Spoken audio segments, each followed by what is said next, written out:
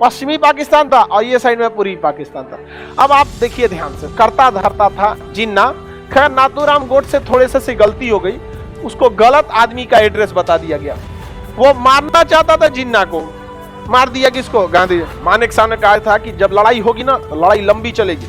हम चाहेंगे कि लड़ाई लंबी ना हो, लेकिन लड़ाई खींच जाती है लंबी, क्योंकि जितना हम प्री प्लान करके जाते हैं उतना होता नहीं है। अचानक से यहाँ आगरा एयरपोर्ट से, गोरखपुर एयरपोर्ट से, बागडोगरा एयरपोर्ट सिलीगुड़ी से अचानक एयरफोर्स के विमान हवा में उड़ते हैं और तहलका मचा देते हैं। कहां पर? पूर्वी पाकिस्तान में। पाकिस्तानी नेवी इधर से निकली। जब पाकिस्तानी नेवी इधर से निकली, मार के धज्जी उड़ा दिया सब नेवी का। अब भारत के सामने जीत एकदम हाथ में आ गया था। एक हफ्ता के अंदर अंदर पाकिस्तान लग गया था कि अब हारेगा, लेकिन पाकिस्तान ने एक बहुत खतरनाक चाल चला। उसको पता था कि इंडियन आर्मी इस साइड में ध्यान नहीं दी हुई है। अब तब तक सुबह की किरण का इंतजार कर रहे थे जोधपुर पर खड़े एयरफोर्स के जवान। सुबह की किरण हुई, जोधपुर से निकले सब हंटर विमान, मारा, सब तबाही मचा दिया सब। पाकिस्तानी अपना टैंक छोड़कर भागे थे सब। आज भी उनकी रिकॉर्डिंग हमारे इंडियन आर्मी के पास रिकॉर्ड है। वो कहते कि इंडियन आर्मी हमारे नाक में मधुमक्खी की तरह घुस रहे हैं सब।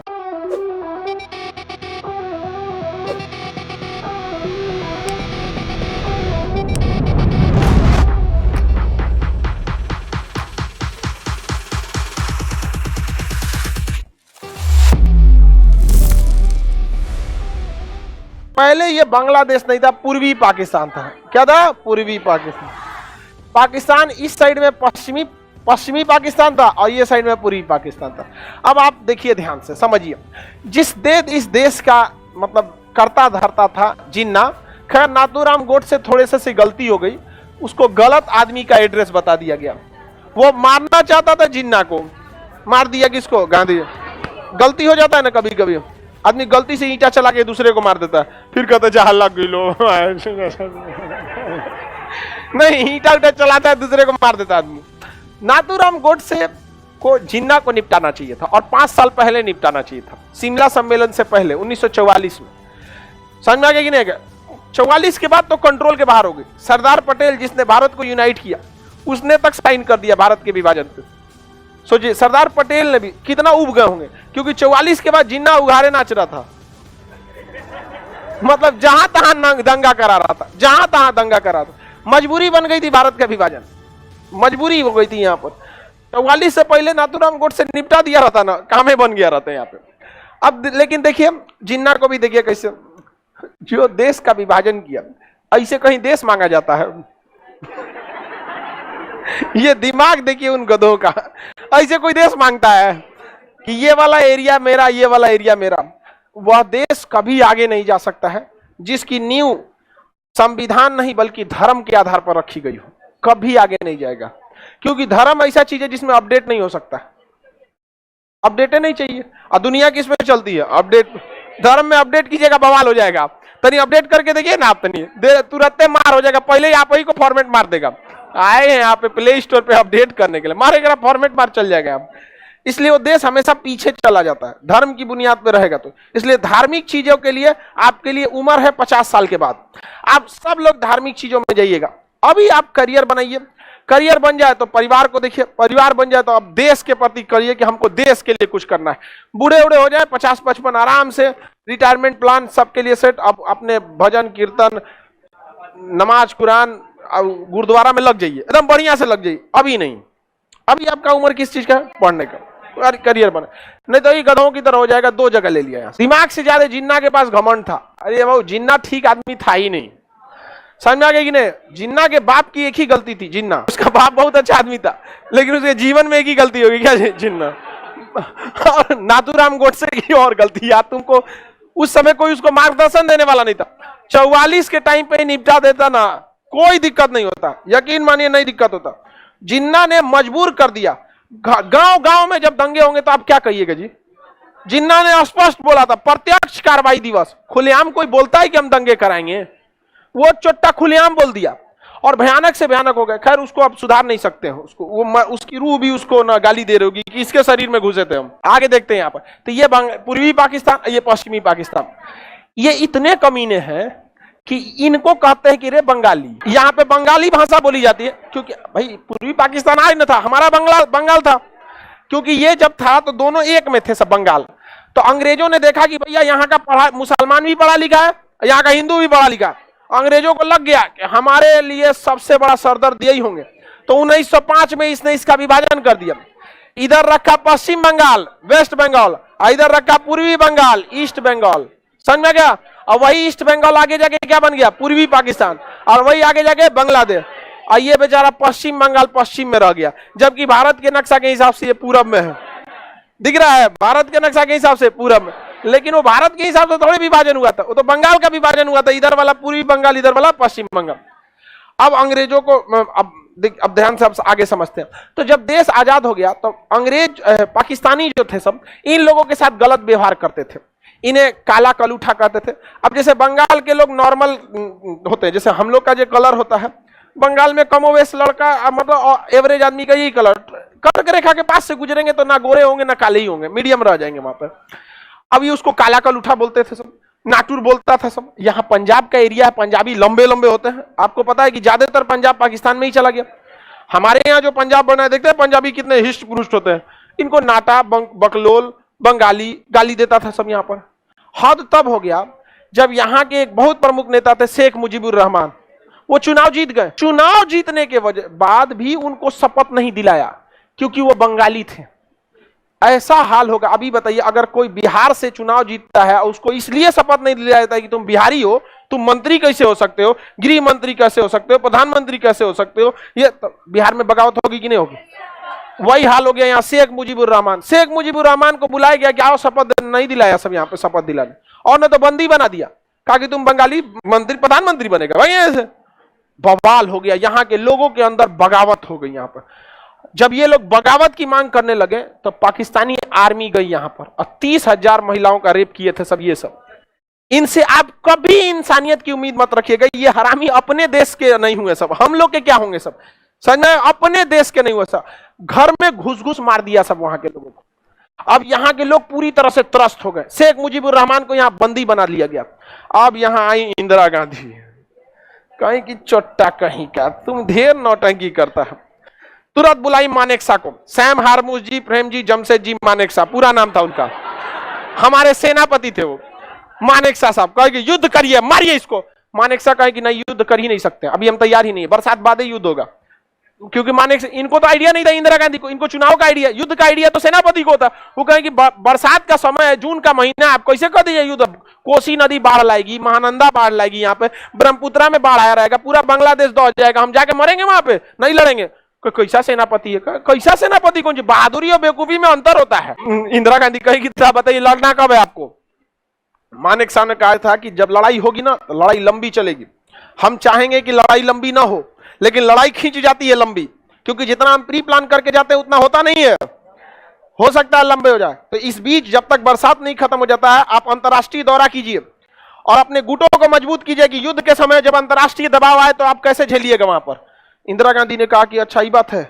तो मानेकशॉ ने याद दिलाया, याद कीजिए आप लोग को, जब रूस फंस गया था श्रीलंका में, उसका दिमाग काम नहीं कर रहा था, तो भारत ने वहां से अमेरिका को खदेड़ने में मदद किया था लिट्टे के थ्रू। यहां पर आप रूस से संबंध को ठीक कीजिए, और इधर हम अपनी सेना को ट्रेनिंग देते हैं, और इस समय सेना ट्रेनिंग भी ले लेगी यहां पर, और साथ में उधर बरसात भी खत्म हो जाएगा। इस बीच यहां शेख मुजीबुर रहमान और बंगाली लोग पूरे भड़क चुके थे, और उन लोगों ने अपनी एक सेना बना लिया, मुक्ति वाहिनी। और उस मुक्ति वाहिनी को हथियार कौन दे दिया? भारत। ट्रेनिंग कौन दे दिया? भारत। अब मुक्ति वाहिनी तैयार। बरसात का समय बीत गया, ठंडी का दिन आ गया, दिसंबर का महीना था। अचानक से यहां आगरा एयरपोर्ट से, गोरखपुर एयरपोर्ट से, बागडोगरा एयरपोर्ट सिलीगुड़ी से अचानक एयरफोर्स के विमान हवा में उड़ते हैं और तहलका मचा देते हैं। कहां पर? पूर्वी पाकिस्तान में। एयरफोर्स पूरा तबाही मचा दी पूर्वी पाकिस्तान में, और नीचे पड़ी थी मुक्ति वाहिनी, जिसकी सेना का नेतृत्व कौन कर रहा था? Indian army. गोली चलाने वाला मुक्ति वाहिनी बंगाली था, लेकिन उसका कमांडर भारतीय था। इंडियन आर्मी के कमांडर सब कमांड किया था उसको मार, क्योंकि गोली चलाने वाले को आइडिया नहीं ना रहता है कि कैसे मारना है, सेना को कैसे बिछाना है। एक आम आदमी को कहते पटना शहर को घेरो तो पता नहीं चला, भीगने पहाड़ी पे पहुंच जाएगा। उसका पूरा स्ट्रेटजी होती है ना। तो सेना का कमांड कौन कर रहा था? Indian army. और लड़ कौन रहा था? मुक्ति वाहिनी। इधर से नेवी लगा दिया गया, नीचे से किसे लगा दिया गया? नेवी, और नेवी इधर से जो तबाही मचाई जिसका कोई हद नहीं, और यहां लगाया गया था आईएनएस विक्रांत। आईएनएस विक्रांत जो था उसी की जगह दूसरा बनाया गया, आईएनएस विक्रांत 2 है। जैसे बाहुबली, महेंद्र बाहुबली की जगह पे अमरेंद्र बाहुबली, वैसे विक्रांत तबाही मचा दिया। और देखते देखते महज एक हफ्ता में जो पाकिस्तान की यहां आर्मी थी वो सरेंडर बोल गई।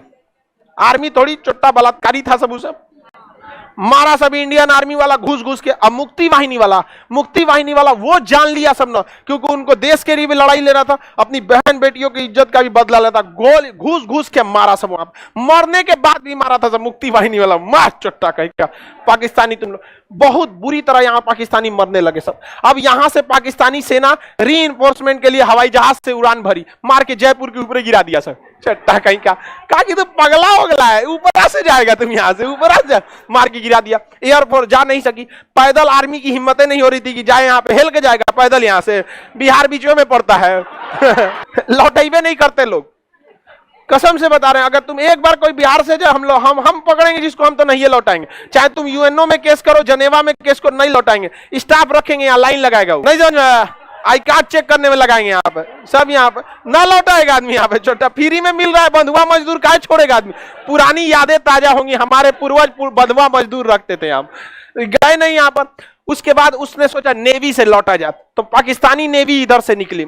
जब पाकिस्तानी नेवी इधर से निकली, मार के धज्जी उड़ा दिया सब नेवी का, पूरी तरह से तबाह हो गया पाकिस्तानी नेवी। अब भारत के सामने जीत एकदम हाथ में आ गया था। एक हफ्ता के अंदर अंदर पाकिस्तान लग गया था कि अब हारेगा, लेकिन पाकिस्तान ने एक बहुत खतरनाक चाल चला। उसको पता था कि इंडियन आर्मी इस साइड में ध्यान नहीं दी हुई है, और हकीकत में यहां एक जगह है लोनेवाला। लोंगेवाला में महज 120 फौजी तैनात थे, महज 120 फौजी। और उनके जो कमांड, जो मेजर थे, कर्नल मेजर चांदपुरी, कौन थे? मेजर चांदपुरी, महज 120 फौजियों की टुकड़ी लेकर खड़े थे। 120 फौजी मतलब बहुत कुछ नहीं होता, एक छोटा सा पोस्ट था। और उसके जस्ट पीछे जोधपुर एयरपोर्ट था। उस समय की जहाजें रात में उड़ान नहीं भर सकती थी। 1971 का जमाना बहुत पुराना था, रात में जहाजें उड़ान नहीं भर सकती थी। पाकिस्तानियों ने क्या किया, अपना पूरा टैंक रेजिमेंट लेके चले हैं सब। टैंक आप देखे होंगे, युद्ध में होता है टैंक वगैरह, इस पे बम गोला बारूद का असर नहीं करता है, इस टाइप का रहता है टैंक। यहाँ पूरी की पूरी टैंक रेजिमेंट लेके चले, और 6000 फौज लेके चले आए। सोचिए 100 ठो टैंक और 6000 फौज लेके कहां चल गए सर? लोंगेवाला। और घुसे सब रात में। उनको पता था कि 100 फौजियों को निपटाने में आधा घंटा लगेगा, टैंके कचार देंगे यहां पर, और उसके बाद चल जाएंगे जोधपुर एयरपोर्ट पे। एयरपोर्ट कुछ कर नहीं पाएगी, टैंक से मार के एयरपोर्ट तोड़ देंगे, कब्जा हो जाएगा यहां पर। अब यहां खड़े थे मेजर चांदपुरी। इनको जब खबर हुआ कि 6000 फौजी आ रहे हैं पाकिस्तानी, 6000, और पूरी टैंक रेजिमेंट है उनके साथ, तो मेजर चांदपुरी को ऊपर दिल्ली से आदेश दिया गया कि आप नहीं लड़ पाइएगा, वापस हट जाइए। उन्होंने कहा 1.25 लाख नु एक लड़ावा। तब भाई सिख सरदार है, 1.25 लाख से नीचे बती नहीं करता है। समझ गए? उनका धार्मिक नारा है कि चिड़िया नु में बाज लड़ावा, मतलब चिड़िया से हम बाज को लड़ा देंगे। बाज जब आसमान में उड़ता है ना, कोई चिड़िया नहीं दिखती है, भाग जाते हैं सब, खा जाता है पकड़ के वहां पे बाज। तो चिड़िया नु में बाज लड़ा, गीदड़ नु में शेर बनावा, मतलब गीदड़ को भी शेर बना सकते, और 1.25 लाख नु एक लड़ावा, तब गोविंद सिंह नाम रखावा। कहने का मतलब क्या है?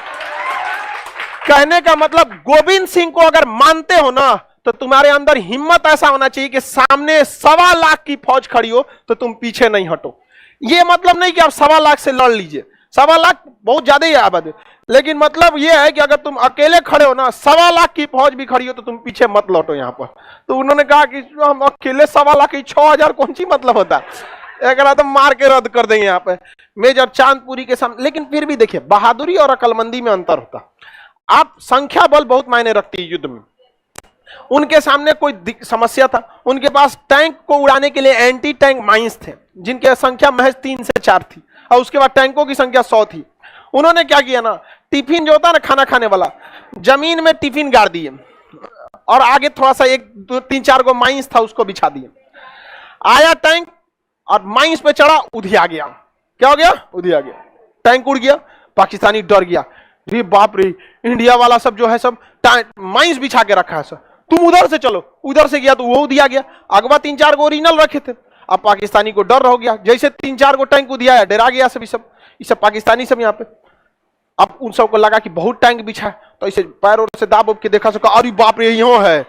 अब उसके लिए वो सब बैग रीइंफोर्समेंट मंगाया सब इंजीनियरों की, और वो इंजीनियर सब टैंक को माइंस को डिफ्यूज करने लगा।